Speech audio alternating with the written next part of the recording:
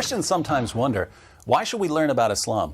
There are lots of reasons that people in general, but especially Christians, should be learning about Islam. Let's consider 5 of them. First, numbers. Islam is the second largest religion in history after Christianity.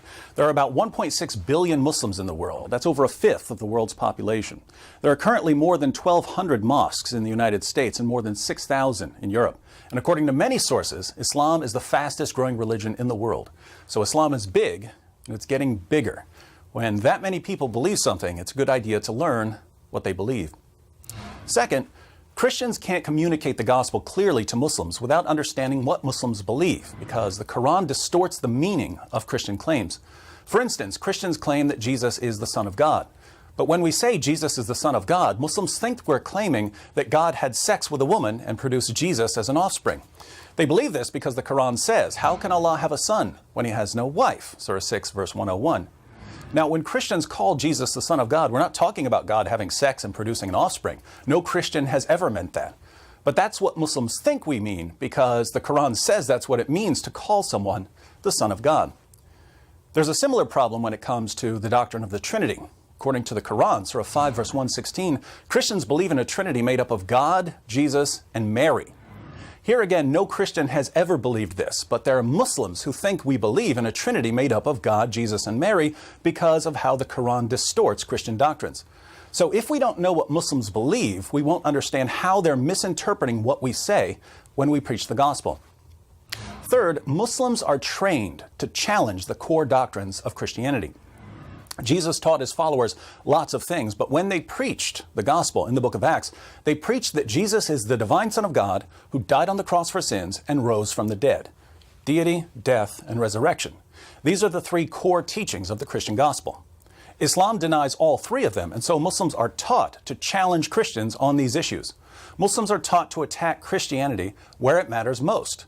If Christians don't know about Islam, we won't know how Muslims are going to challenge our beliefs, and we won't know how to challenge their beliefs. Fourth, many Muslims are so confident that Islam is true, because they've been told all their lives that it's indisputably true, that they can't seriously consider any alternatives to Islam. My best friend in college was a Muslim. That's why I started studying Islam.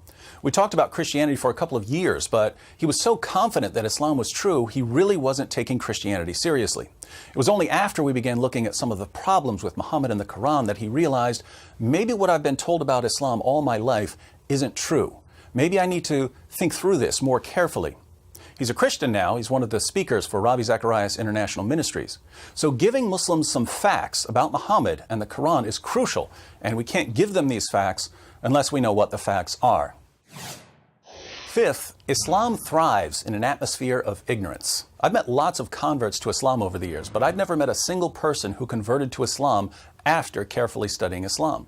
When I meet a convert to Islam and I ask, "Why did you convert to Islam?" it's almost always because the person was given some false information. The reason so many people fall for this false information is that there's a general atmosphere of ignorance about Islam, which allows Muslim preachers to say pretty much whatever they want because no one's going to correct them. These preachers are then free to adapt their message to the values of their audience.